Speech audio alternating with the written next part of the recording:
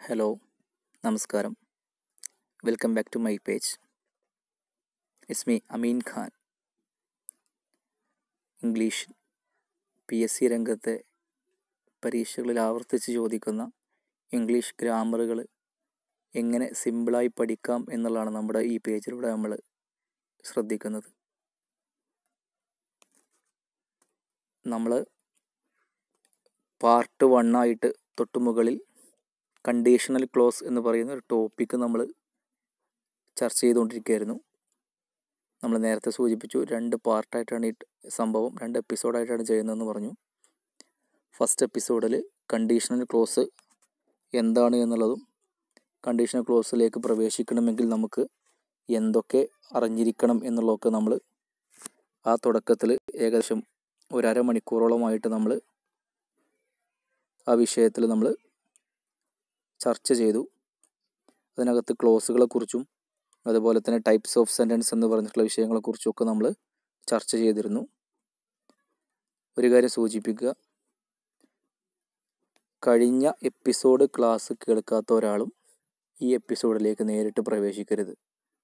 പ്രത്യേകിച്ച് PSC രംഗത്ത് തുടക്കക്കാരെന്ന നിലക്കുള്ള ആളുകളാണെങ്കിലും ഇംഗ്ലീഷിൽ വീക്കായിട്ടുള്ള ആളുകളാണെങ്കിലും ഒരിക്കലും നേരിട്ട് ഈ പേജിലേക്ക് അല്ലെങ്കിൽ ഈ ഒരു എപ്പിസോഡിലേക്ക് പ്രവേശിക്കരുത്. കാരണം കഴിഞ്ഞ എപ്പിസോഡിൽ പറഞ്ഞതിൻ്റെ കണ്ടിന്യൂഷനാണ് ഈ എപ്പിസോഡിനകത്ത് പറയുന്നത്. എത്ര അറിയുന്നവരാണെങ്കിലും ഒരു പക്ഷേ നിങ്ങൾക്കറിയാത്ത എന്തെങ്കിലുമൊക്കെ അതിനകത്ത് നമ്മൾ പറഞ്ഞിട്ടുണ്ടാവും.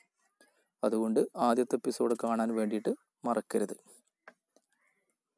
നിങ്ങൾ വൃത്തിയായിട്ട് ഈ ക്ലാസ് കേട്ട് നിങ്ങൾക്ക് ക്ലാസ് ഇഷ്ടമായി എന്ന് നിങ്ങൾക്ക് തോന്നുന്നുണ്ടെങ്കിൽ നിങ്ങൾക്ക് ഈ ലിങ്ക് മറ്റുള്ളവർക്ക് ഷെയർ ചെയ്യാവുന്നതാണ്. എല്ലാവർക്കും ക്ലാസ്സുകൾ കിട്ടട്ടെ, എല്ലാവരും നന്നായി പരീക്ഷയ്ക്ക് പ്രിപ്പയർ ചെയ്യട്ടെ, എല്ലാവർക്കും ജോലി ലഭിക്കട്ടെ എന്നാദ്യമായി ആശംസിക്കുന്നു. അപ്പോൾ നമ്മൾ പാർട്ട് 2 എപ്പിസോഡ് 2 നമ്മൾ പ്രവേശിക്കുകയാണ്. നമ്മുടെ പ്രധാനപ്പെട്ട കണ്ടൻറ്റിലേക്ക് നമ്മൾ കയറുകയാണ്. കണ്ടീഷണൽ ക്ലോസ് എന്നാണ് നമ്മുടെ ഇന്നത്തെ ടോപ്പിക്കിൻ്റെ പേര്. ഞാൻ പറഞ്ഞു, ഇതിനെ നമുക്ക് ഏറ്റവും ഈസി ആയിട്ട് നമുക്ക് പറയാൻ പറ്റുന്ന പേര് ഇഫ് ക്ലോസ് എന്നായിരിക്കും. എല്ലാവരും അങ്ങനെ പറഞ്ഞായിരിക്കും ശീലം ഉണ്ടാവുക. പക്ഷേ ഗ്രാമാറ്റിക്കലി അങ്ങനെ ഒരു പേരില്ലാത്തത് കൊണ്ടാണ് നമ്മൾ കണ്ടീഷണൽ ക്ലോസ് എന്ന് പറയുന്നത്. നമ്മുടെ ഉപയോഗത്തിൻ്റെ എളുപ്പത്തിന് വേണ്ടിയിട്ട് നമ്മളതിനെ ഇഫ് ക്ലോസ് എന്ന് പറഞ്ഞു പോകുന്നേ ഉള്ളൂ. നോക്കാം നമുക്ക് എന്താണ് കണ്ടീഷണൽ ക്ലോസ് എന്നുള്ളത്. ഇവിടെ നമ്മൾ കൊടുത്തിട്ടുണ്ട്. നേരത്തെ നമ്മൾ പറഞ്ഞത് മുകളിലെ എപ്പിസോഡ് കേൾക്കാത്ത ആളുകൾക്ക് ഒരിക്കലും ഇത് ഫോളോ ചെയ്യാൻ ബുദ്ധിമുട്ടായിരിക്കും. കഴിഞ്ഞ എപ്പിസോഡ് നമ്മൾ പറഞ്ഞിട്ടുണ്ടായിരുന്നു ടൈപ്സ് ഓഫ് സെൻറ്റൻസ് എന്ന് പറഞ്ഞിട്ട് നമ്മൾ simple sentence, compound sentence, complex sentence എന്നിങ്ങനെ നമ്മൾ പറഞ്ഞിട്ടുണ്ടായിരുന്നു. ഈ 3 സെൻറ്റൻസുകളും അതിൻ്റെ ഉദാഹരണങ്ങളടക്കം നമ്മൾ വിശദീകരിച്ചിട്ടുണ്ടായിരുന്നു.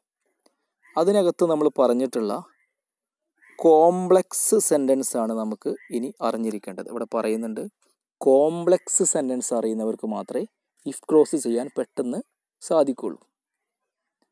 ഇത് ഏറ്റവും ബേസിക്കലി നമ്മൾ എല്ലാ ഭാഗവും പറഞ്ഞു പോകുമ്പോഴാണ്. ഇത് അല്ലാത്ത രൂപത്തിലൊക്കെ പഠിച്ച ആളുകളൊക്കെ ഉണ്ടായിരിക്കും. അതെന്താണ് ഒരു അടിത്തറയില്ലാത്ത പഠനമാണ്.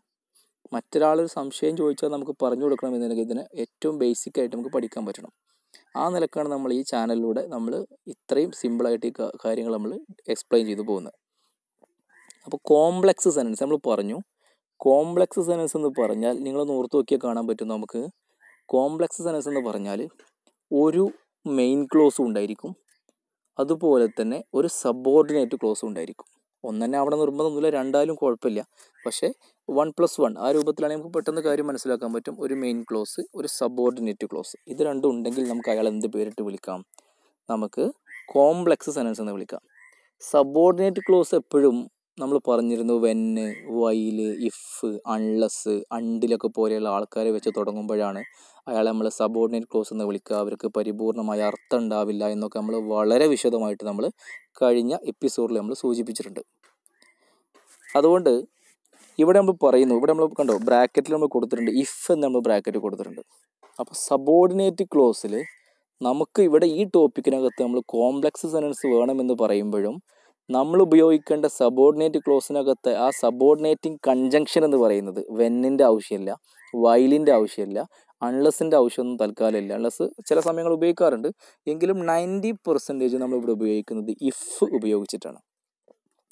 അതായത് എല്ലാ കണ്ടീഷണൽ ക്ലോസ് സെൻറ്റൻസുകളും തുടങ്ങുന്നത് ഇഫ് വെച്ചിട്ടായിരിക്കും. അതുകൊണ്ടാണ് ഇഫ് കൊണ്ട് തുടങ്ങുന്നത് കൊണ്ടാണ് നമ്മൾ അയാളെ ഇഫ് ക്ലോസ് എന്ന് വിളിക്കാനുണ്ടായ കാരണം. അപ്പോൾ ഓർത്തിരിക്കുക, കണ്ടീഷണൽ ക്ലോസിലേക്ക് പ്രവേശിക്കുകയാണ്. പിന്നെ ഇവിടെ നമ്മൾ അറിഞ്ഞിരിക്കേണ്ട, ഈ ടോപ്പിക്ക് പഠിക്കുമ്പോൾ നമുക്ക് അറിഞ്ഞിരിക്കേണ്ട, നമുക്ക് ടെൻസ് ഇംഗ്ലീഷിലൊരു ബേസിക് സംഭവമാണ്.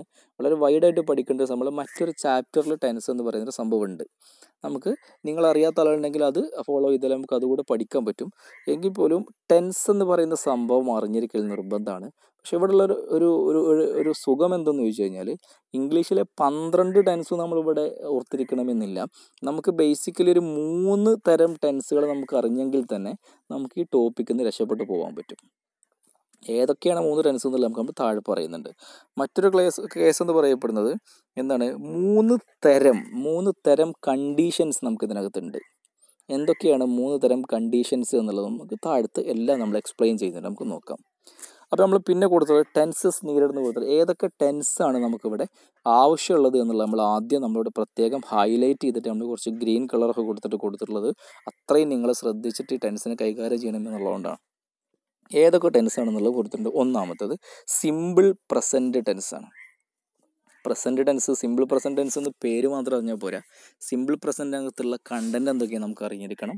നമുക്കറിയാം എല്ലാ ടെൻസിനകത്തും തുടക്കത്തിൽ സബ്ജക്റ്റ് ഉണ്ടായിരിക്കും, അതുപോലെ തന്നെ അവസാനം ഒബ്ജക്റ്റ് ഉണ്ടായിരിക്കും. അതൊരു ഫോർമാറ്റാണ്. അപ്പോൾ സിമ്പിൾ പ്രസൻറ്റ് എന്ന് പറയുന്നത് ഒരു സബ്ജക്റ്റും ഒരു വെർബിൻ്റെ ഒന്നാമത്തെ ഫോമും, അഥവാ പ്ലേ അല്ലെങ്കിൽ speak, read, write, eat, drink ഒക്കെ പോലെയുള്ള വെർബിൻ്റെ ഒന്നാമത്തെ ഫോമും പിന്നെ ഒരു ഒബ്ജക്റ്റും ഉണ്ടെങ്കിൽ അയാളെ നമ്മൾ വിളിക്കുന്ന പേരാണ് എന്തെന്ന് പറയപ്പെടുന്നത്, സിമ്പിൾ പ്രസൻറ്റ് ടെൻസ് എന്ന് പറയപ്പെടുന്നത്. ആ സിമ്പിൾ പ്രസൻറ്റ് നമുക്ക് അറിഞ്ഞിരിക്കണം. ഫോർമാറ്റ് പെട്ടെന്ന് ഓർത്തിരിക്കുക. ഞാൻ പറഞ്ഞ് പേപ്പറും പേനയൊക്കെ കയ്യിലുണ്ടെങ്കിൽ സിമ്പിൾ പ്രസൻറ്റിൻ്റെ ഫോർമാറ്റ് നിങ്ങൾക്ക് ഈ സമയത്ത് പേപ്പറിലേക്ക് മാറ്റി എഴുതാൻ പറ്റും. നമുക്ക് അറിഞ്ഞിരിക്കണം. Subject plus V1 plus object. അടുത്തൊരു കേസ് സിമ്പിൾ പാസ്റ്റ് ടെൻസ് ആണ്. ഇനി അറിഞ്ഞിരിക്കേണ്ട ടെൻസ് സിമ്പിൾ പാസ്റ്റ് ടെൻസ്. നേരത്തെ സിമ്പിൾ പ്രസൻറ്റ്, ഇനി വേണ്ടത് സിമ്പിൾ പാസ്റ്റ് ടെൻസ്. എന്താണ് സിമ്പിൾ പാസ്റ്റ് ടെൻസ് എന്ന് പറയപ്പെടുന്നത്? സിമ്പിൾ പാസ്റ്റ് ടെൻസിൽ എന്തൊക്കെയാണ് നമുക്ക് ഈ വിഷയത്തിൽ അറിഞ്ഞിരിക്കേണ്ടത് എന്നുള്ളത് നമ്മൾ ഇനി ഈ സമയത്ത് നമ്മൾ ചർച്ച ചെയ്യാൻ പോവുകയാണ്. സിമ്പിൾ പാസ്റ്റ് ടെൻസ് എന്ന് പറയുമ്പോൾ ഒരു സബ്ജക്റ്റ് ഉണ്ടായിരിക്കണം, അതുപോലെ തന്നെ ഒരു വെർബിൻ്റെ രണ്ടാമത്തെ ഫോം ഉണ്ടായിരിക്കണം, അതുപോലെ തന്നെ ഒബ്ജക്റ്റ് ഉണ്ടായിരിക്കണം. നേരത്തെ നമ്മൾ പ്ലേ എന്ന് പറഞ്ഞെങ്കിൽ ഇവിടെ അത് പ്ലേഡ് എന്നായിരിക്കും. അതുപോലെ തന്നെ സ്പീക്ക് എന്ന് പറഞ്ഞെങ്കിൽ അതിവിടെ സ്പോക്ക് എന്നായിരിക്കും. റൈറ്റ് എന്ന് പറഞ്ഞെങ്കിൽ റോട്ട് എന്നായിരിക്കും. അതുപോലെ തന്നെ ഇപ്പോൾ കിൽ എന്ന് പറഞ്ഞെങ്കിൽ കിൽഡ് എന്നായിരിക്കും. വാച്ച് എന്ന് പറഞ്ഞെങ്കിൽ വാച്ച്ഡ് എന്നായിരിക്കും. അതായത് വെർബിൻ്റെ രണ്ടാമത്തെ ഫോം അറിഞ്ഞിരിക്കുക എന്നുള്ളതാണ്. അപ്പോൾ ഒരു സബ്ജക്റ്റും ഒരു വെർബിൻ്റെ രണ്ടാമത്തെ ഫോമും ഉണ്ടെങ്കിൽ മാത്രമേ നമുക്കതിനെ എന്ത് പേരിട്ട് വിളിക്കാൻ പറ്റുള്ളൂ? സിമ്പിൾ പാസ്റ്റ് ടെൻസ് എന്ന് വിളിക്കാൻ പറ്റുള്ളൂ. അപ്പോൾ രണ്ടാമത്തെ ടെൻസ് സിമ്പിൾ പാസ്റ്റ് ടെൻസാണ്. സിമ്പിൾ പാസ്റ്റ് ടെൻസും പിന്നീട് അറിഞ്ഞിരിക്കേണ്ട ടെൻസ് പാസ്റ്റ് പെർഫെക്റ്റ് ടെൻസുമാണ്. എന്താ പാസ്റ്റ് പെർഫെക്റ്റ് ടെൻസിൻ്റെ ഫോർമാറ്റ് എന്താണെന്ന് പറഞ്ഞേ? സബ്ജക്റ്റ് ഉണ്ടായിരിക്കണം, അതുപോലെ തന്നെ had plus V3 plus object എന്ന് പറയപ്പെടുന്ന സംഭവമാണ്. എന്താ? Subject plus had plus V3 plus object. Had എന്ന് പറയുന്നത് ഒരു ഓക്സിലറി വെർബാണ്. ഹാഡ് മാത്രമായാൽ പോരാ, ഹാഡിന് ശേഷം ഒരു വെർബിൻ്റെ മൂന്നാമത്തെ രൂപം കൂടെ കടന്നു വരുമ്പോൾ, അതായത് പ്ലേയുടെ മൂന്നാമത്തെ രൂപം പ്ലേഡ് ആണ്, റൈറ്റിൻ്റെ മൂന്നാമത്തെ രൂപം റിട്ടൺ ആണ്, സ്പീക്കിൻ്റെ മൂന്നാമത്തെ രൂപം സ്പോക്കൺ ആണ്. ഇങ്ങനെ വെർബിൻ്റെ മൂന്നാമത്തെ രൂപം കൂടെ ഉണ്ടെങ്കിൽ മാത്രമേ നമുക്ക് അയാളെ പാസ്റ്റ് പെർഫെക്റ്റ് ടെൻസ് എന്ന് വിളിക്കാൻ പറ്റുള്ളൂ. ഈ 3 ടെൻസുകൾ അറിയുന്ന ഒരാൾക്ക് ഏത് ടോപ്പിക്ക് പഠിക്കാൻ പറ്റുള്ളൂ? കണ്ടീഷണൽ ക്ലോസ് എന്ന് പറയുന്ന ടോപ്പിക്ക് നമുക്ക് പഠിക്കാൻ പറ്റുള്ളൂ. അതുകൊണ്ട് 3 ടെൻസുകളാണ്. 1 simple present, 2 simple past, 3 past perfect. ഇങ്ങനെ 3 ടെൻസുകൾ നമുക്ക് ഈ ടോപ്പിക്ക് പഠിക്കാൻ വേണ്ടിയിട്ട് നമുക്ക് അറിഞ്ഞിരിക്കണം. കിട്ടിയോ? പിന്നെ നമ്മൾ നേരത്തെ ഇവിടെ മുകളിൽ പറഞ്ഞിരുന്നു 3 ടൈപ്സ് ഓഫ് കണ്ടീഷൻസ് നമ്മൾ പറഞ്ഞിരുന്നു. ഏതൊക്കെയാണ് ആ കണ്ടീഷൻസ് എന്നുള്ളത് താഴെ പറയുകയാണ്. കണ്ടീഷൻസ് 3 തരാമെന്ന് പറഞ്ഞിട്ട് അതിൻ്റെ പേര് പറഞ്ഞു. ഒന്നാമത്തത് പോസിബിൾ കണ്ടീഷൻ, രണ്ടാമത്തത് ഇംപ്രോബബിൾ കണ്ടീഷൻ, മൂന്നാമത്തത് ഇംപോസിബിൾ കണ്ടീഷൻ. ഇങ്ങനെ 3 തരം കണ്ടീഷൻസാണ് നമുക്കുള്ളത്. ഈ 3 കണ്ടീഷൻസ് നമുക്ക് അറിഞ്ഞിരിക്കണം. ഒന്നുകൂടെ പറയാം. 1 possible condition, 2 improbable condition, 3 impossible condition. ഇങ്ങനെ 3 കണ്ടീഷൻസാണ് നമുക്കുള്ളത്. കിട്ടിയോ? ഇനി നമ്മളിതിനെ ഓരോന്നും നമ്മൾ വൈഡായിട്ട് പറയാൻ വേണ്ടി പോവുകയാണ്. ഒന്നാമത്തെ കണ്ടീഷൻ കൊടുത്തു, എന്താണ് പോസിബിൾ കണ്ടീഷൻ. എന്താണ് പോസിബിൾ കണ്ടീഷൻ എന്നുള്ളത് നമ്മളിവിടെ വൃത്തിയായിട്ട് നമ്മൾ നേരത്തെ ചെയ്ത പോലെ തന്നെ മലയാളത്തിൽ നമ്മളിതിന് ഡെഫിനേഷൻ കൊടുത്തിട്ടുണ്ട്. നോക്കാം നമുക്ക്. ഒരു വ്യവസ്ഥയുടെ മേൽ, കണ്ടീഷൻ എന്ന് പറഞ്ഞാൽ തന്നെ വ്യവസ്ഥ എന്നാണ് അർത്ഥം, ഉപാധി എന്നൊക്കെ അർത്ഥം വരും. ഒരു വ്യവസ്ഥയുടെ മേൽ ഭാവിയിൽ സംഭവിക്കാൻ പോകുന്ന കാര്യങ്ങളെ സൂചിപ്പിക്കുന്നതാണ് പോസിബിൾ കണ്ടീഷൻ എന്ന് പറയുന്നത്. മനസ്സിലാകാത്ത ആളുകളുണ്ടാവും. അതായത് നമ്മൾ ഒരാളുടെ മുമ്പിൽ ഒരു വ്യവസ്ഥ വെക്കുക, അതായത് ഒരു കണ്ടീഷൻ വെക്കുകയാണ്. ആ കണ്ടീഷൻ അനുസരിച്ച് അയാൾ മുന്നോട്ട് പോവുകയാണെങ്കിൽ അതിൻ്റെ ഒരു റിസൾട്ട് അയാൾക്ക് ഭാവിയിൽ സാധ്യമായിരിക്കും. ഇപ്പോൾ ഏറ്റവും ചുരുങ്ങിയ ഒരു എക്സാമ്പിൾ പറയുകയാണെങ്കിൽ, നിങ്ങളൊരു സ്ഥാപനത്തിൽ അഡ്മിഷൻ എടുക്കുക, കോച്ചിങ്ങിനോ ഒക്കെ പഠിക്കാൻ വേണ്ടിയിട്ട് പോവുകയാണെന്ന് വിചാരിക്കുക. അഡ്മിഷൻ എടുക്കാൻ വേണ്ടിയിട്ട് പോകുമ്പോൾ അഡ്മിഷൻ എടുക്കുന്ന സമയത്ത് സ്ഥാപനത്തിൻ്റെ പ്രിൻസിപ്പൾ നിങ്ങളോട് സംസാരിക്കുകയാണെന്ത്, നീ നന്നായി പഠിക്കുകയാണെങ്കിൽ, അതാണ് നിങ്ങളുടെ മുമ്പിൽ വെച്ച കണ്ടീഷൻ, അതാണ് നീ നന്നായി പഠിക്കുകയാണെങ്കിൽ നീ പരീക്ഷ പാസ്സാകും. അപ്പോൾ ആ കണ്ടീഷൻ അനുസരിച്ച് നമ്മൾ മുന്നോട്ട് പോവുകയാണെങ്കിൽ നമുക്കതിന് റിസൾട്ട് ഉണ്ട്. എന്താ റിസൾട്ട്? നീ പരീക്ഷ പാസ്സാകും. ഇതാണ് പറയുന്നത്. ഒരു വ്യവസ്ഥ വെക്കുന്നു, അതനുസരിച്ച് അതിൻ്റെ റിസൾട്ട് അപ്പോഴല്ല സംഭവിക്കുക, ഭാവിയിലാണ് സംഭവിക്കുക. എന്ന് വെച്ചാൽ നന്നായി പഠിക്കുകയാണെങ്കിൽ കുറച്ച് കാലം കഴിയുമ്പോൾ ഒരു പരീക്ഷ ഉണ്ടായിരിക്കും. ആ പരീക്ഷ നമ്മൾ എഴുതിയിട്ട് നമുക്ക് പാസ്സായാൽ നമുക്ക് നമുക്ക് അതിൻ്റെ റിസൾട്ട് അവിടെ ഭാവിയിൽ അത് സാധ്യമായിരിക്കും. ഇതാണ് യഥാർത്ഥത്തിൽ ഏത് കണ്ടീഷൻ എന്ന് പറയപ്പെടുന്നത്? പോസിബിൾ കണ്ടീഷൻ എന്ന് പറയപ്പെടുന്നത്. നമ്മൾ പറഞ്ഞു 3 തരം കണ്ടീഷൻസ് ആണ്. അതിനകത്തെ ഒന്നാമത്തെ കണ്ടീഷനാണ് എന്തെന്ന് പറയപ്പെടുന്നത്? പോസിബിൾ കണ്ടീഷൻ എന്ന് പറയപ്പെടുന്നത്. പോസിബിൾ കണ്ടീഷൻ്റെ ഫോർമാറ്റ് നമ്മൾ പറഞ്ഞ എന്താണ്? ഒരു വ്യവസ്ഥയുടെ മേൽ ഭാവിയിൽ സംഭവിക്കാൻ പോകുന്ന കാര്യങ്ങളെ സൂചിപ്പിക്കാനാണ് നമ്മൾ പോസിബിൾ കണ്ടീഷൻ എന്ന് പറയുന്നത്. ഇനി നമുക്ക് നോക്കാം, പോസിബിൾ കണ്ടീഷനകത്ത് ഉണ്ടായിരിക്കേണ്ട കണ്ടൻറ് എന്തൊക്കെയാണെന്നുള്ള നമ്മൾ നോക്കേണ്ടത്.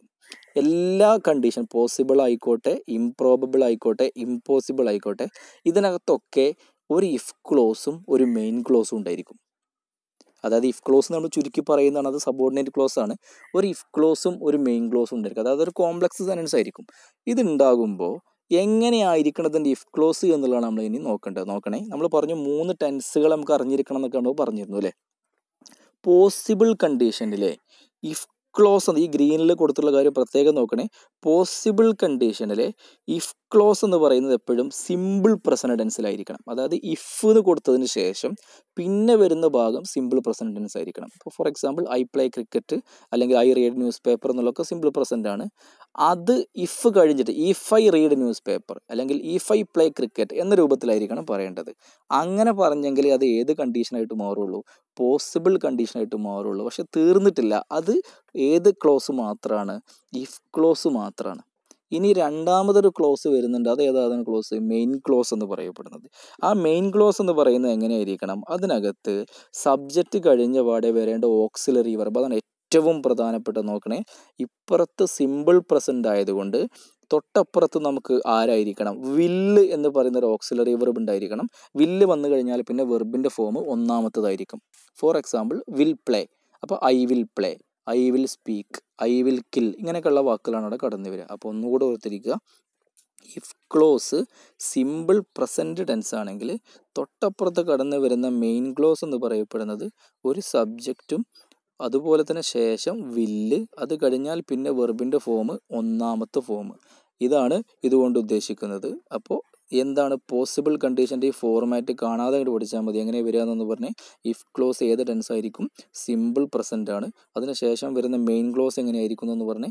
ആരൊക്കെ വരിക? ആദ്യം സബ്ജക്റ്റ് ഉണ്ടായിരിക്കും, പിന്നെ വില്ല് ഉണ്ടായിരിക്കും, പിന്നെ V1 ഉണ്ടായിരിക്കും. ഇതാണ് ഏത് ഫോർമാറ്റിൽ വരിക? ഈ പോസിബിൾ കണ്ടീഷനകത്ത് കടന്നു വരിക. നമ്മൾ വില്ല് എന്ന് പറഞ്ഞെങ്കിലും ഇവിടെ നമ്മൾ താഴെ നമ്മൾ റെഡിങ്ങിൽ കൊടുത്തിട്ടുണ്ട്. എന്താ കൊടുത്തതെന്ന് പറഞ്ഞേ, വില്ലിന് ഈക്വലായിട്ട് നമുക്ക് വേണമെങ്കിൽ നമുക്ക് ക്യാൻ ഉപയോഗിക്കാം, മേ ഉപയോഗിക്കാം, ഷാൾ ഉപയോഗിക്കാം, മസ്റ്റ് ഉപയോഗിക്കാം. വില്ല് തന്നെ വേണം നിർബന്ധമില്ല. ക്യാൻ വന്നാലും ഷാൾ വന്നാലും ഒന്നും ഈ വിഷയത്തിൽ കുഴപ്പമില്ല എന്നാണ് നമ്മൾ ഈ വിഷയവുമായി ബന്ധപ്പെട്ട് മനസ്സിലാക്കേണ്ടത്. പക്ഷേ ഒരു 90% സെൻറ്റൻസുകളിലും ആരെന്നെയാണ് കടന്നു വരിക, വില്ല് തന്നെയാണ് കടന്നു വരിക. അതുകൊണ്ടാണ് നമ്മൾ ഫോർമാറ്റിനകത്ത് വില്ല് എന്ന് പറയാനുള്ള കാരണം. ഇനി നമ്മൾ ഇത് വെച്ചിട്ട് നമ്മൾ കുറച്ച് എക്സാമ്പിൾസ് നമ്മൾ താഴെ കൊടുത്തിട്ടുണ്ട്. പോസിബിൾ കണ്ടീഷനകത്തുള്ള എക്സാമ്പിൾ എങ്ങനെയാണെന്നുള്ളത് നമ്മൾ ആദ്യം പറഞ്ഞു. ഇഫ് ഉള്ള ഭാഗം സിമ്പിൾ പ്രസൻറ്റ് ടെൻസ് ആയിരിക്കണം. അതിന് ശേഷമുള്ള ഭാഗം എന്ന് പറയപ്പെടുന്നത് സബ്ജക്റ്റും അതുപോലെ തന്നെ എന്താ പോയിന്റ് എന്ന് പറഞ്ഞാൽ സബ്ജക്റ്റ്, അതുപോലെ തന്നെ വില്ല്, പിന്നെ V1 പിന്നെ ഒബ്ജക്റ്റ് എന്നുള്ള ഫോർമാറ്റിലായിരിക്കും. ഇനി നമ്മൾ താഴെയുള്ള എക്സാമ്പിൾ നോക്കിയാൽ മതി. എന്താ എക്സാമ്പിൾ എന്ന് വായിച്ചേ? ഇഫ് യു സ്റ്റഡി വെൽ, എന്നിട്ട് നമ്മളൊരു കോമ കൊടുത്തത്. അതായത് ഇഫ് യു സ്റ്റഡി വെൽ എന്നുള്ളത് അത് ഇഫ് ക്ലോസ് ആണ്. രണ്ടാമത് യു വിൽ പാസ് എക്സാം. ഇവിടെ ശ്രദ്ധിച്ചാൽ നമുക്ക് കാണാൻ പറ്റും ഇഫിന് ശേഷമുള്ള ഭാഗം ഏത് ടെൻസാണ് വന്നതെന്ന് നോക്കി. You study well. യു എന്ന് പറയുന്നത് സബ്ജക്റ്റാണ്, സ്റ്റഡി എന്ന് പറയുന്നത് വെർബിൻ്റെ ഒന്നാമത്തെ ഫോമാണ്. അതുകൊണ്ട് തന്നെ ആ ടെൻസ് ഏത് ടെൻസാണ്? Simple present ടെൻസാണ്. അതുകൊണ്ട് തന്നെ തൊട്ടപ്പുറത്ത് വന്നത് എങ്ങനെയാണെന്ന് നമുക്ക് നോക്കാം. You will pass exam. നോക്കി, ഇവിടെ ആരാ കടന്നു വന്നത്? സബ്ജക്റ്റ് കഴിഞ്ഞ പാടെ വില്ല് വന്നു. വില്ലിന് ശേഷം വെർബിൻ്റെ ഒന്നാമത്തെ ഫോം വന്നു എന്നുള്ളതാണ്. അവിടെ വെർബിൻ്റെ ഫോമുകൾ മാറാൻ പാടില്ല. അതാണ് ഏത് ക്ലോസ് എന്ന് ഏത് കണ്ടീഷൻ എന്ന് പറയപ്പെടുന്നത്? പോസിബിൾ കണ്ടീഷൻ എന്ന് പറയപ്പെടുന്നത്. അപ്പോൾ നമ്മൾ ഈ മുകളിൽ ഗ്രീൻ സംഭവത്തിൽ കൊടുത്തിട്ടുള്ള ഈ ഒരു ഫോർമാറ്റ് കാണാതെ അങ്ങ് പഠിച്ചു കഴിഞ്ഞാൽ നമുക്ക് ആ സംഭവം കിട്ടും. എന്താണ്? മുകളിൽ ഒന്നുകൂടെ പറഞ്ഞു. ഇഫ് ക്ലോസ് ഏത് ടെൻസ് ആണെങ്കിൽ, സിമ്പിൾ പ്രസൻറ്റ് ടെൻസ് ആണെങ്കിൽ മെയിൻ ക്ലോസിനകത്ത് വില്ല് പ്ലസ് V1 എന്ന ഫോർമാറ്റ്. അത് വന്നാൽ അത് പോസിബിൾ കണ്ടീഷനാണ്. നമുക്കൊന്നുകൂടെ നോക്കാം. താഴെ വേറൊരു എക്സാമ്പിൾ നമ്മൾ കൊടുത്തിട്ടുണ്ട്. If you call me I will attend. ഇതാണ് സെൻറ്റൻസ്. എന്താ ഇഫ് യു കാൾ മീ? അവിടെ ഇഫ് കൊണ്ട് തുടങ്ങിയില്ലേ? ഇഫ് യു കാൾ മീ, നീ എന്നെ വിളിക്കുകയാണെങ്കിൽ, അത് ഇഫ് ക്ലോസ് ആണ്. അതിനുശേഷം ഐ വിൽ അറ്റൻഡ്, ഞാൻ അറ്റൻഡ് ചെയ്യും. വിളിക്കുകയാണെങ്കിൽ അതിൻ്റെ റിസൾട്ടാണ് ഞാൻ അറ്റൻഡ് ചെയ്യും. ഇവിടെ നോക്കിയ വില്ല് പ്ലസ് വെർബിൻ്റെ ഒന്നാമത്തെ ഫോം കടന്നു വന്നു. ഇത് ഏത് കണ്ടീഷനാണ്? പോസിബിൾ കണ്ടീഷനാണ്. അപ്പോൾ പരീക്ഷയ്ക്ക് ഇതെങ്ങനെ ചോദിക്കുക വെച്ചാൽ സിമ്പിളാണ്. If you call me I dash attend എന്നാണ് പരീക്ഷയ്ക്ക് ചോദിക്കുക. ഓപ്ഷനകത്ത് വില്ല്, വുഡ്, ഷുഡ് ഇങ്ങനെയൊക്കെ ഉണ്ടായിരിക്കും. അപ്പോൾ നമ്മൾ ആൻസർ ചെയ്ത് കൊടുക്കണം. വില്ല് കൊടുക്കണം. വില്ലിന് ഈക്വലായിട്ട് നമ്മൾ മുകളിൽ പറഞ്ഞ പോലെ ക്യാനും മേയൊക്കെ വരാം. വില്ല് ഇല്ലെങ്കിൽ മാത്രമേ ക്യാൻ ഓപ്ഷനിൽ ഉണ്ടാവുള്ളൂ. വില്ലും ക്യാനും കൂടെ ഒരുമിച്ച് ഓപ്ഷനകത്ത് കടന്നു വരില്ല. അടുത്ത കേസ് നോക്കേണ്ടത് if she runs fast she will get first prize എന്നാണ് sentence. If she runs fast, അവൾ വേഗത്തിലോടുകയാണെങ്കിൽ she will get first prize, അവൾക്ക് എന്ത് കിട്ടും? ഫസ്റ്റ് പ്രൈസ് കിട്ടും എന്നാണ് നമ്മളിവിടെ പറയുന്നത്. ഈ സെൻറ്റൻസിനകത്ത് നോക്കിയേ, ഇഫ് ഷീ റൺസ് ഫാസ്റ്റ്, അവിടെ ഷീ റൺസ് ഫാസ്റ്റ് എന്ന് പറയുന്നത് സിമ്പിൾ പ്രസൻ്റ് ആണ്. എന്തുകൊണ്ടാണ് റണ്ണ് വരാതെ റൺസ് വന്നത് എന്നുള്ളതൊക്കെ ടെൻസിൻ്റെ ചാപ്റ്ററിൽ പോയി കാണാൻ പറ്റും. സബ്ജക്റ്റ് സിമ്പിൾ പ്രസൻ്റ് ആണെങ്കിൽ വെർബിൻ്റെ ഒന്നാമത്തെ ഫോമിൻ്റെ കൂടെ എസ് ചേർക്കണം എന്നൊക്കെ നമ്മൾ എല്ലാ സമയത്തും ടെൻസിൻ്റെ സമയങ്ങളിൽ നമ്മൾ പറയുന്നതാണ്. അപ്പോൾ അറിയുന്ന ആളുകൾക്ക് അത് കിട്ടും. സബ്ജക്റ്റ് ഷീ ആയതുകൊണ്ടാണ് അവിടെ റൺസ് വന്നത്. അപ്പോൾ ഇഫ് ഷീ റൺസ് ഫാസ്റ്റ് അത് സിമ്പിൾ പ്രസൻ്റ് ആണ്. അതുകൊണ്ട് തന്നെ തൊട്ടപ്പുറത്ത് എന്ത് വന്നു? She will get first price. അവിടെ വില്ല് വന്നു. എന്തുകൊണ്ട് വുഡും മറ്റൊന്നും വരാതിരുന്നു? ഇപ്പുറത്ത് സിമ്പിൾ പ്രസൻറ്റ് വന്നതുകൊണ്ടാണ് അവിടെ വില്ല് ആൻസർ വരാണ്ടായ കാരണം. അതുകൊണ്ട് ഈ ഒരു സംഭവത്തെ വിളിക്കുന്ന പേരാണെന്തെന്ന് പറയപ്പെടുന്നത്? പോസിബിൾ കണ്ടീഷൻ എന്ന് പറയപ്പെടുന്നത്. മുകളിലെ ആ ഗ്രീനിൽ കൊടുത്ത കാര്യം ഒന്നുകൂടെ പറയാം. അതാണ് നമ്മളിവിടെ ആകെ പഠിക്കേണ്ടത്. If clause simple present tense ആണെങ്കിൽ മെയിൻ ക്ലോസിനകത്ത് subject plus will plus V1 എന്ന് പറയും. ഇതാണ് പോസിബിൾ കണ്ടീഷൻ. മനസ്സിലായിട്ടുണ്ടാവുമെന്ന് വിശ്വസിക്കുന്നു. എക്സാമ്പിൾസിലേക്ക് കണ്ണോടിച്ച് ഞങ്ങൾക്ക് കാണാൻ പറ്റും. ഇത് കിട്ടിയിട്ട് മാത്രമേ നിങ്ങൾ തൊട്ടപ്പുറത്തേക്ക് പോകാൻ പറ്റുള്ളൂ. നിങ്ങൾ മനസ്സിലായിട്ടില്ലെങ്കിൽ ഇവിടെ പോസ് അടിച്ചിട്ട് ഇത്രയും കാര്യങ്ങൾ പേപ്പറിലേക്ക് മാറ്റി എഴുതിയിട്ട് ഓക്കെ ആണെന്ന് നിങ്ങളുടെ മനസ്സ് പറയുന്നിടത്ത് മാത്രമേ നിങ്ങൾ അടുത്ത സ്റ്റെപ്പിലേക്ക് പോകാൻ പറ്റുള്ളൂ. പക്ഷേ ഞാൻ നിങ്ങളെ വെയിറ്റ് ചെയ്യുന്നില്ല. നിങ്ങൾ എന്ത് ചെയ്യണം? തൊട്ടപ്പുറത്തെ സംഭവത്തിലേക്ക് നിങ്ങൾ പോകണമെങ്കിൽ ഇത്രയും കാര്യം ഓക്കെ ആയിട്ട് മാത്രമേ പോകാൻ പാടുള്ളൂ. നമ്മളിനി അടുത്ത സെക്ഷനിലേക്ക് പോവാണ്. അതിൻ്റെ പേരാണ് ഇംപ്രോബബിൾ കണ്ടീഷൻ, അഥവാ രണ്ടാമത്തെ കണ്ടീഷൻ്റെ പേരാണ് ഇംപ്രോബബിൾ കണ്ടീഷൻ. നേരത്തെ നമ്മൾ പറഞ്ഞതിൻ്റെ ഒരു ചെറിയ ഒരു മാറ്റമുണ്ട്. അതായത് അത് പ്രസൻറ്റിലാണെങ്കിൽ ഇനി വരാൻ പോകുന്നത് പാസ്റ്റിലാണ്. നമ്മൾ ആദ്യമേ പറഞ്ഞിരുന്നു ഈ ടോപ്പിക്ക് നമുക്ക് പഠിക്കണമെന്നുണ്ടെങ്കിൽ ആകെ 3 ടെൻസ് അറിഞ്ഞാൽ മതി. ഒന്ന് സിമ്പിൾ പ്രസൻറ്റ് ടെൻസ്, മറ്റൊന്ന് സിമ്പിൾ പാസ്റ്റ് ടെൻസ്, മറ്റൊന്ന് പാസ്റ്റ് പെർഫെക്റ്റ് ടെൻസ്. അതിനകത്ത് നമ്മൾ സിമ്പിൾ പ്രസൻറ്റ് നമ്മൾ ആൾറെഡി ആരുടെ ഇതിൽ ഉപയോഗിച്ച് കഴിഞ്ഞു? നമ്മൾ പോസിബിൾ കണ്ടീഷനകത്ത് സിമ്പിൾ പ്രസൻറ്റ് ഉപയോഗിച്ച് കഴിഞ്ഞു. ഇനി അത് മറ്റൊന്നിൽ ഉപയോഗിക്കേണ്ടതില്ല, അത് ഒഴിവാക്കാം. ഇനി നമുക്ക് 2 ബാലൻസ് ഉള്ളൂ. രണ്ടാമത്തെ ആൾ ഇംപ്രോബബിൾ കണ്ടീഷനാണ്. ഉടനെ അവിടേക്ക് നമുക്ക് മറ്റൊരു ടെൻസിന് കൊണ്ടുവരേണ്ടതുണ്ട്. അതുകൊണ്ട് എന്താണ് ഇംപ്രോബബിൾ കണ്ടീഷൻ എന്നുള്ളത് നമുക്ക് ആദ്യം ഒന്ന് നോക്കാം. ഇംപ്രോബബിൾ കണ്ടീഷൻ എന്ന് പറഞ്ഞാൽ ഇവിടെ മലയാളത്തിൽ നമ്മൾ കൊടുത്തിട്ടുണ്ട്, ഒരു വ്യവസ്ഥയുടെ മേൽ പാസ്റ്റിൽ സംഭവിക്കാമായിരുന്ന കാര്യങ്ങളെ സൂചിപ്പിക്കാൻ നമുക്ക് ഏത് കണ്ടീഷൻ ഉപയോഗിക്കാം? ഇംപ്രോബബിൾ കണ്ടീഷൻ ഉപയോഗിക്കാം. നേരത്തെ ഫ്യൂച്ചറിൽ നടക്കാൻ പോണ കാര്യമാണെങ്കിൽ ഇത് പാസ്റ്റിൽ നടക്കാമായിരുന്ന കാര്യമാണ് ഇവിടെ പറയാൻ പോകുന്നത്. നമ്മൾ നേരത്തെ ഒരു എക്സാമ്പിൾ പറഞ്ഞിരുന്നു, അതിനെ തന്നെ നമുക്ക് ഇതിനകത്തേക്ക് മാറ്റി നോക്കാം. അതായത് നമ്മൾ പറഞ്ഞിരുന്നു, അതായത് നിങ്ങൾ ഒരു സെൻറ്ററിനകത്ത് നിങ്ങൾ അഡ്മിഷൻ എടുക്കാൻ വേണ്ടി പോകുമ്പോൾ പ്രിൻസിപ്പൾ നമ്മോട് പറയുന്ന കാര്യമൊക്കെ നമ്മൾ പറഞ്ഞു. അതായത് നീ നന്നായി പഠിക്കുകയാണെങ്കിൽ നീ പരീക്ഷ പാസ്സാകും എന്ന് ആദ്യം പറഞ്ഞിരുന്നു. ഓർത്തിരിക്കുക, അതിൻ്റെ ഒരു പാസ്റ്റ് രൂപമാണ് ഇംപ്രോബബിൾ കണ്ടീഷൻ എന്ന് പറയപ്പെടുന്നത്. എന്താണ് ഇംപ്രോബബിൾ കണ്ടീഷന്? ആ പറഞ്ഞ കാര്യം തന്നെ നമ്മുടെ പ്രിൻസിപ്പൾ പറഞ്ഞിരുന്നു, നന്നായി പഠിക്കുകയാണെങ്കിൽ നീ പരീക്ഷ പാസ്സാകുമെന്ന് പറഞ്ഞു. അങ്ങനെ നമ്മളൊരു 6 മാസം പഠിച്ചു. 6 മാസം കഴിഞ്ഞിട്ട് നമുക്കൊരു പരീക്ഷ വന്നു. ആ പരീക്ഷ വന്ന സമയത്ത് നമുക്ക് വേണ്ട പോലെ പെർഫോം ചെയ്യാൻ പറ്റിയില്ല, നമുക്ക് ജോലി കിട്ടിയില്ല എന്ന് വിചാരിക്കുക. നമ്മൾ വീണ്ടും നമ്മുടെ പ്രിൻസിപ്പളുടെ അടുത്തേക്ക് തന്നെ വീണ്ടും നമ്മൾ വരുന്നു. എന്നിട്ട് നമ്മൾ ചോദിക്കുകയാണ്, അല്ല നമ്മുടെ കാര്യം പറയുകയാണ്, എന്താണ് നമുക്കിങ്ങനെ പരീക്ഷയ്ക്ക് നമുക്ക് അറ്റൻഡ് ചെയ്യാൻ പറ്റിയില്ല എന്നൊക്കെ പാസ്സാവാൻ പറ്റിയില്ല എന്നൊക്കെ പറയുമ്പോൾ പ്രിൻസിപ്പൾ നമ്മുടെ സ്നേഹത്തോടെ നമ്മോട് എന്ത് പറയും? ഒരു കാര്യം കൂടെ പറയും. എന്താ പറയാമെന്ന് പറഞ്ഞേ, നീ നന്നായി പഠിച്ചിരുന്നെങ്കിൽ, ആദ്യം പറഞ്ഞത് നീ നന്നായി പഠിക്കുമെങ്കിൽ പരീക്ഷ പാസ്സാവുന്നതാണെങ്കിൽ പരീക്ഷയ്ക്ക് കഴിഞ്ഞു, ഇനിയിപ്പോൾ ഇങ്ങനെ പറയാനേ പറ്റുള്ളൂ.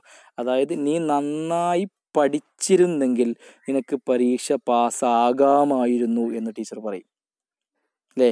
അങ്ങനെ വരുമ്പോൾ നമ്മൾ മനസ്സിലാക്കേണ്ട കേസ് എന്താണെന്ന് വെച്ച് കഴിഞ്ഞാൽ, നമുക്ക് പഠിക്കാൻ പറ്റിയിട്ടില്ല, അല്ലെങ്കിൽ അതുകൊണ്ട് നമുക്ക് പാസ്സാകാനും പറ്റിയിട്ടില്ല. അതുകൊണ്ട് ഇതിനെ വിളിക്കുന്ന പേരാണ് ഇംപ്രോബബിൾ കണ്ടീഷൻ. എന്ന് വെച്ചാൽ പാസ്റ്റിൽ കഴിഞ്ഞു പോയിട്ടുണ്ട് ഈ കാര്യം എന്നർത്ഥം. അതുകൊണ്ട് തന്നെ നമുക്ക് പെട്ടെന്ന് മനസ്സിലാക്കാൻ പറ്റും, ഇതിനകത്ത് കടന്നു വരുന്ന ഇഫ് ക്ലോസിലെ ടെൻസ് എന്ന് പറയപ്പെടുന്നത് സിമ്പിൾ പാസ്റ്റ് ആയിരിക്കും. കാരണം പാസ്റ്റിലെ കാര്യം പറയുമ്പോൾ ടെൻസും പാസ്റ്റ് ആയിരിക്കണ്ടേ. അതുകൊണ്ട് നമുക്ക് ഇവിടെ ഈ ഗ്രീനകത്ത് നമ്മൾ കൊടുത്തിട്ടുണ്ട്, എന്താണ്? ഇഫ് ക്ലോസ് ഏത് ടെൻസാണ്? If clause simple past tense ആയിരിക്കും. ഇംപ്രോബബിൾ കണ്ടീഷനകത്ത് വരുന്ന ഇഫ് ക്ലോസ് ഏത് ടെൻസ് ആയിരിക്കും? Simple past. സിമ്പിൾ പാസ്റ്റ് നമ്മൾ നേരത്തെ പറഞ്ഞിട്ടുണ്ട്, subject plus V2 plus object ആണ് ഈ പറയപ്പെടുന്ന സിമ്പിൾ പാസ്റ്റ്. അപ്പോൾ if clause simple past tense ആണെങ്കിൽ അതിന് ശേഷം വരുന്ന main clause would plus V1 എന്ന ഫോർമാറ്റിലായിരിക്കണം. ശ്രദ്ധിക്കുക, പോസിബിൾ കണ്ടീഷനകത്ത് വില്ലാണ് ഉപയോഗിച്ചത്, അത് നമ്മളിവിടെ എന്തായിട്ട് മാറി? വുഡായിട്ട് മാറി. പക്ഷേ വുഡായി എന്ന് വിചാരിച്ചിട്ട് V1 V2 ആയിട്ട് മാറില്ല. വില്ല് വന്നാലും വുഡ് വന്നാലും വെർബിൻ്റെ ഫോം ഒന്ന് തന്നെയായിരിക്കും, V1 തന്നെയായിരിക്കും. അതുകൊണ്ട് ഇപ്പോൾ ഇംപ്രോബബിൾ കണ്ടീഷനകത്ത് ഈ ഇഫ് ക്ലോസ് സിമ്പിൾ പാസ്റ്റ് ആണെങ്കിൽ മെയിൻ ക്ലോസിനകത്ത് വില്ല് പാടില്ല, പിന്നെ ആരെ കൊടുക്കണം? വുഡ് കൊടുക്കണം. പോസിബിളിലാകുമ്പോൾ സിമ്പിൾ പ്രസൻറ്റ് തൊട്ടുപുറത്ത് വില്ല്, ഇംപ്രോബബിളിനകത്ത് സിമ്പിൾ പാസ്റ്റ് തൊട്ടുപുറത്ത് വുഡ്. ഇത്രയേ ഉള്ളൂ ഇതിനകത്ത്. പക്ഷെ രണ്ടിടത്തും വെർബിൻ്റെ ഫോം ഒന്നാമത്തെ തന്നെ ആയിരിക്കണം. എങ്കിലും നമുക്ക് മനസ്സിലാകാൻ വേണ്ടിയിട്ട് നമ്മൾ എക്സാമ്പിൾസ് കൊടുത്തിട്ടുണ്ട്. ഒന്ന്, ഇഫ് യു സ്റ്റഡീഡ് വെൽ, മുകളിൽ കൊടുത്ത അതേ എക്സാമ്പിളിൽ തന്നെ നമ്മൾ താഴത്തേക്ക് മനസ്സിലാകാൻ വേണ്ടിയിട്ട് മാറ്റി എഴുതിയതാണ്. നേരത്തെ ഇഫ് യു സ്റ്റഡി വെൽ എന്നായിരുന്നു, അത് നമ്മളിവിടെ സ്റ്റഡീഡ് വെല്ലാക്കിയിട്ട് മാറ്റി. യു വിൽ എന്നുള്ളത് നമ്മളിവിടെ എന്താക്കിയിട്ട് മാറ്റി? യു വുഡ് എന്നാക്കിയിട്ട് മാറ്റി. You would pass exam. നീ നന്നായി പഠിച്ചിരുന്നെങ്കിൽ നിനക്ക് പരീക്ഷ പാസ്സാകാമായിരുന്നു.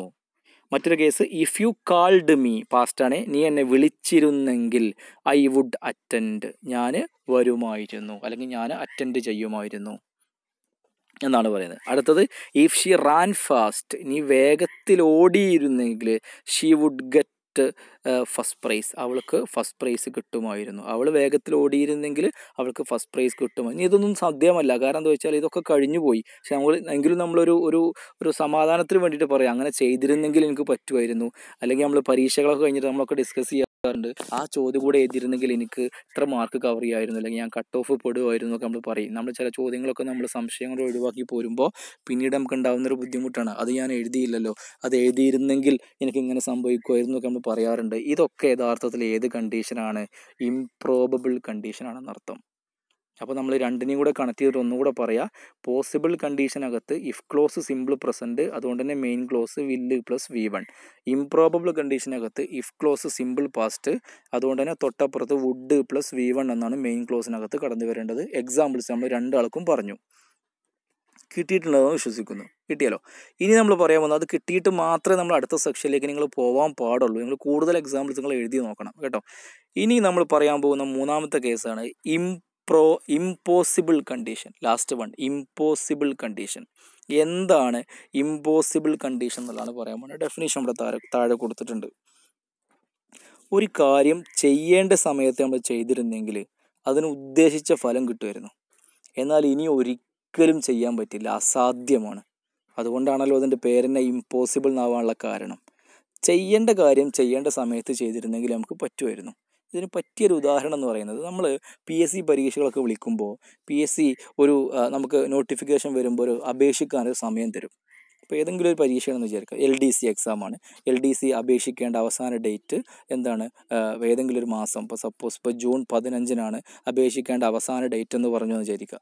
നമുക്കൊക്കെ ഉള്ളൊരു സ്വഭാവമാണ് പയ്യെ കൊടുക്കാം എന്ന് പറഞ്ഞിട്ട് നമ്മളങ്ങനെ വെയിറ്റ് ചെയ്തുകൊണ്ടിരിക്കുമ്പോൾ നമ്മൾ അറിയാതെ ജൂൺ 15 കഴിഞ്ഞു പോയി എന്ന് വിചാരിക്കുക.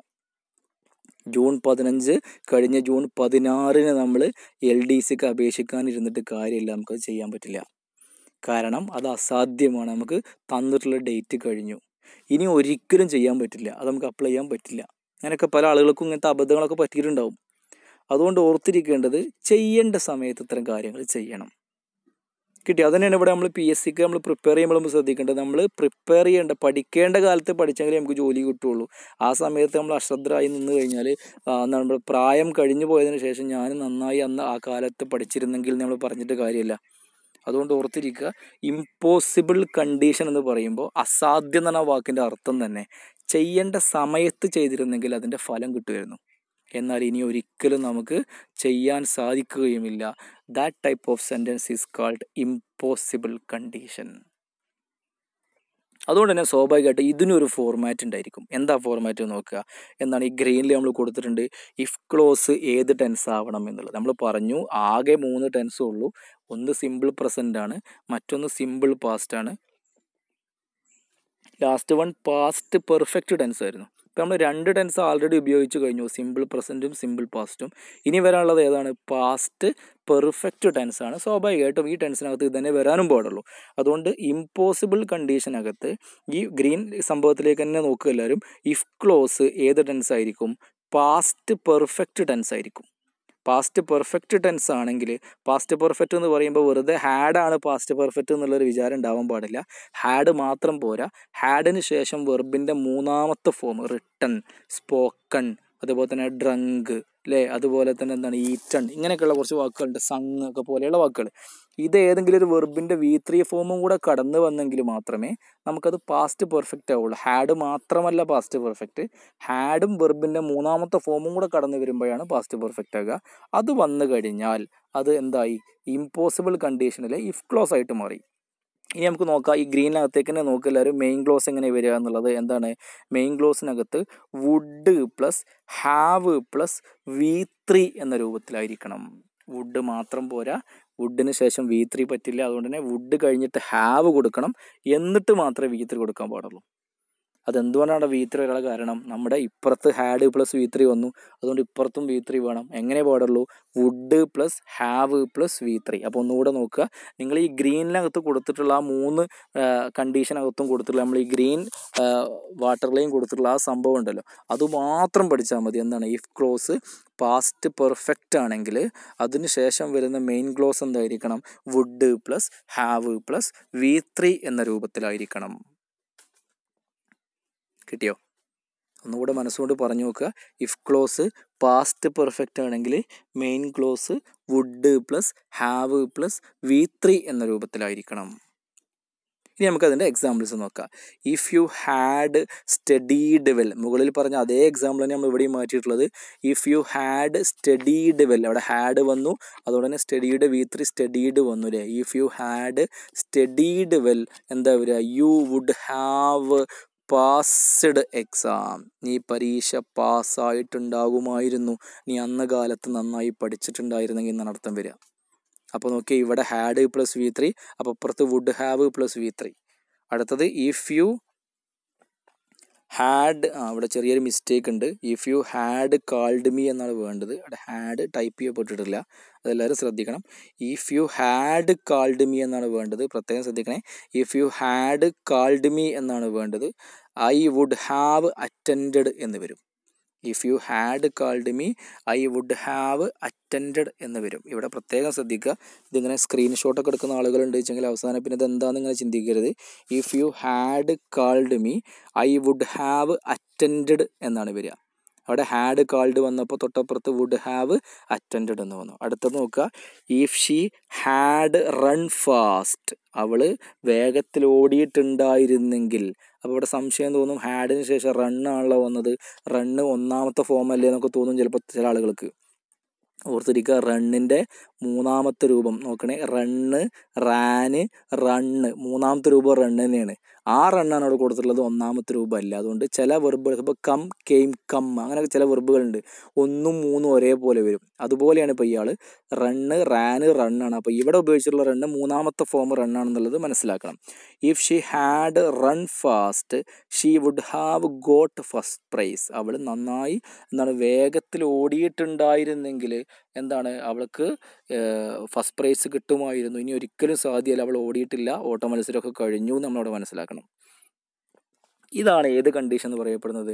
ഇമ്പോസിബിൾ കണ്ടീഷൻ എന്ന് പറയപ്പെടുന്നത്. അതുകൊണ്ട് ഞാൻ ഈ ഗ്രീൻ കളറിൽ ഹൈലൈറ്റ് ചെയ്ത് കൊടുത്തിട്ടുള്ള ആ 3 കാര്യങ്ങൾ മാത്രം നിങ്ങൾ ശ്രദ്ധിച്ചാൽ തന്നെ നിങ്ങൾക്ക് ഒരു മാർക്ക് ഉറപ്പിക്കാൻ പറ്റും. അതായത് പോസിബിൾ കണ്ടീഷൻ എന്ന് പറയുന്നത് ഇഫ് ക്ലോസ് സിമ്പിൾ പ്രസൻറ്റ് തൊട്ടപ്പുറത്ത് വില്ല് പ്ലസ് V1, ഇംപ്രോബബിൾ കണ്ടീഷനിലെ ഇഫ് ക്ലോസ് സിമ്പിൾ പാസ്റ്റ് തൊട്ടപ്പുറത്ത് വുഡ് പ്ലസ് V1, അതുപോലെ തന്നെ impossible condition if clause past perfect tense തൊട്ടപ്പുറത്ത് എന്താ വരിക എന്ന് പറഞ്ഞേ, would plus have plus V3 എന്ന രൂപത്തിലാണ് വരിക. കിട്ടിയോ? ഇത്രയുമാണ് ഈ പറയപ്പെടുന്ന കണ്ടീഷണൽ ക്ലോസിനകത്ത് ബേസിക്കലി അറിഞ്ഞിരിക്കേണ്ട കുറച്ച് കാര്യങ്ങൾ. കിട്ടിയല്ലോ. ഇനി 1-2 റയർ ഫാക്റ്റുകൾ മാത്രമേ ഇതിനകത്ത് പറയാനുള്ളൂ. സ്പെഷ്യൽ കേസുകൾ എന്താ നമുക്ക് നോക്കാം. ഇത് ഇത്രയും കിട്ടിയിട്ട് മാത്രമേ നിങ്ങൾ സ്പെഷ്യൽ കേസിലേക്ക് പോകാൻ പാടുള്ളൂ. നമ്മൾ നമ്മുടെ ആ ഭാഗം പറഞ്ഞു കഴിഞ്ഞതുകൊണ്ട് മാത്രമാണ് നമ്മൾ ഈ ഭാഗത്തേക്ക് പോകുന്നത്. എന്താണ് സ്പെഷ്യൽ കേസ് നമുക്ക് നോക്കാം. 1, if I had a computer I would complete my project fast എന്നാണ് സെൻറ്റൻസ്. ഇവിടെ നോക്കിയേ, ചോദ്യത്തിനകത്ത് ഹാഡ് വന്നു, പക്ഷേ എന്നിട്ടും തൊട്ടപ്പുറത്ത് would plus V1, would complete ആണ് വന്നത്, വുഡ് ഹാവ് കംപ്ലീറ്റഡ് വന്നില്ല. അതെന്തുകൊണ്ട് എന്നുള്ളതാണ് ചോദ്യം. ഇത് നമ്മളെ തെറ്റിക്കുന്നൊരു ഏരിയയാണ്. എന്താ സംഭവം എന്നൊന്ന് പറഞ്ഞേ. ഹാഡ് മാത്രമല്ല പാസ്റ്റ് പെർഫെക്റ്റിൻ്റെ അടയാളം എന്ന് നമ്മൾ പറഞ്ഞിട്ടുണ്ട്. ഹാഡിന് ശേഷം V3 ഫോമും വരണം. പക്ഷേ ഇവിടെ നോക്കിയേ, if I had a computer, ഹാഡിന് ശേഷം എന്ത് വന്നിട്ടില്ല? V3 ഫോം വന്നിട്ടില്ല.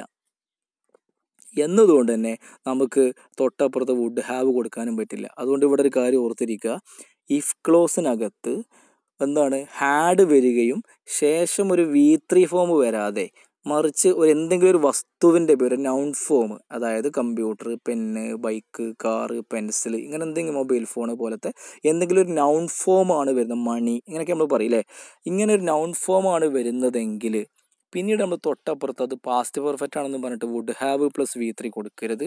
അവിടെ നമ്മൾ വുഡ് പ്ലസ് V1 കൊടുത്താൽ മതി. കാരണം ഹാഡ് ഒറ്റക്കുള്ളൂ എന്നുണ്ടെങ്കിൽ അയാളെ നമ്മൾ സിമ്പിൾ പാസ്റ്റ് ആയിട്ട് പരിഗണിക്കണം.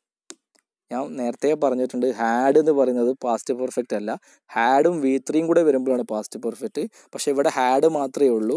ഇവിടെ കമ്പ്യൂട്ടർ എന്ന് പറയുന്നൊരു വസ്തുവിൻ്റെ പേര് വന്നതോടുകൂടി അത് സിമ്പിൾ പാസ്റ്റ് ആയിട്ട് പരിഗണിക്കണം. അങ്ങനെ ഇഫ് ക്ലോസ് സിമ്പിൾ പാസ്റ്റ് ആണെങ്കിൽ നമ്മൾ പഠിച്ചിട്ടുണ്ട്, തൊട്ടപ്പുറത്ത് ആരാ വരിക എന്നൊന്ന് പറഞ്ഞാൽ വുഡ് പ്ലസ് V1 ആണ് വരിക. ഇതൊരു റയർ കേസാണ്, നമ്മൾ തെറ്റിക്കുന്ന ഒരു മേഖലയാണ്. അതുകൊണ്ട് ശ്രദ്ധിക്കണത്. ഒരു എക്സാമ്പിൾ കൂടെ പറയാം. ഇഫ് ദേ ഹാഡ് മണി, അവർക്ക് പണമുണ്ടായിരുന്നെങ്കിൽ എന്താ സംഭവിക്കുക? ദേ വുഡ് ടേക്ക് ടിക്കറ്റ്, അവർ ടിക്കറ്റ് എടുക്കുമായിരുന്നു. ഇവിടെ നോക്കിയേ, ഹാഡിന് ശേഷം ഒരു വെർബിൻ്റെ മൂന്നാമത്തെ ഫോം ഇല്ല, മറിച്ച് മണി, പണം എന്നുള്ള വാക്കാണ് വന്നത്. അതുകൊണ്ട് തന്നെ അവിടെ ഹാഡ് ഒറ്റയ്ക്കേ ഉള്ളൂ. അതുകൊണ്ട് അയാളെ സിമ്പിൾ പാസ്റ്റ് ആയിട്ട് പരിഗണിക്കണം. സിമ്പിൾ പാസ്റ്റ് ആണെങ്കിൽ തൊട്ടപ്പുറത്ത് വുഡ് പ്ലസ് V1 എന്ന രൂപത്തിലായിരിക്കണം കൊടുക്കേണ്ടത്. മനസ്സിലായി കാണും അല്ലേ? എങ്കിൽ അവസാനമായിട്ട് നമ്മൾ തീർക്കാൻ പോവുകയാണ്. അവസാനമായിട്ട് നമ്മൾ അൺലെസ് എന്ന് പറയുന്ന ഒരു റയറായിട്ട് വരുന്നൊരു കേസ് തന്നെ നമ്മൾ പറയാൻ പോവുകയാണ്. എന്താണ് അൺലെസ് എന്നുള്ളതാണ്. താഴെ നമ്മൾ അതിൻ്റെ ഡെഫിനിഷൻ കൊടുത്തിട്ടുണ്ട്. എന്താണ്? ഇഫ് ക്ലോസ് നെഗറ്റീവ് ആണെങ്കിൽ, അതായത് ഇഫ് നമ്മൾ ഇതുവരെ പറഞ്ഞതൊക്കെ പോസിറ്റീവ് സെൻറ്റൻസ് ആയിരുന്നു, എന്നാൽ ഇഫ് ക്ലോസ് നെഗറ്റീവ് ആണെങ്കിൽ അവിടെ പകരം അൺലെസ് എന്ന് ഉപയോഗിക്കുക. ഇഫിനെ ഒഴിവാക്കിയിട്ട് നമുക്ക് വേണമെങ്കിൽ അൺലെസ് എന്ന് ഉപയോഗിക്കുക. പക്ഷേ അൺലെസ് എന്ന് പറയുന്നത് ആൾറെഡി ഒരു നെഗറ്റീവ് വാക്കാണ്, അല്ലാത്ത പക്ഷം. അതുകൊണ്ട് അൺലെസ് ഉപയോഗിക്കുന്ന ഭാഗത്ത് വേറൊരു നെഗറ്റീവ് ഫോം, നോ എന്നോ നോട്ട് എന്നോ നെവർ എന്നോ അങ്ങനത്തെ വാക്കൊന്നും കൊടുക്കാൻ പാടില്ല. അൺലെസ് തന്നെ നമുക്ക് നെഗറ്റീവ് അർത്ഥം തരും. എന്നാൽ അതിന് ശേഷം വരുന്ന മെയിൻ ക്ലോസ് പോസിറ്റീവ് ആയിക്കോട്ടെ നെഗറ്റീവ് ആയിക്കോട്ടെ അത് അത്ര പ്രശ്നമുള്ള കാര്യമല്ല. പക്ഷേ അൺലെസ് വരുന്ന ആ ഒരു പാർട്ടിനകത്ത് മറ്റൊരു നെഗറ്റീവ് ഫോം കൊണ്ടുവരാൻ വേണ്ടി പാടില്ല. എങ്ങനെയാണ് നമുക്ക് എഴുതുക? നമുക്ക് നോക്കാം. എന്താണ്? If you don't work hard, if you don't work hard, നീ എന്താണ് കഠിനാധ്വാനം ചെയ്യുന്നില്ലെങ്കിൽ you will not get job, നിനക്ക് ജോലി കിട്ടുകയില്ല. ഇങ്ങനൊരു സെൻറ്റൻസ് നെഗറ്റീവാണ് സെൻറ്റൻസ്. ഇവിടെ ഈ ഇഫിനെ മാറ്റിയിട്ട് നമ്മൾ അൺലെസ് കൊടുക്കുന്ന വിധമാണ് താഴെ കൊടുത്തത്. എന്താണ് ഇഫ് ഒഴിവാക്കിയിട്ട് ആ നോട്ട് ഫോം ഒഴിവാക്കിയിട്ട് നമ്മൾ അൺലെസ് കൊടുത്തു. അൺലെസ് യു വർക്ക് ഹാർഡ്, ഇത് കാണുമ്പോൾ പോസിറ്റീവായിട്ട് തോന്നും, പക്ഷേ ഇത് നെഗറ്റീവ് തന്നെയാണ്.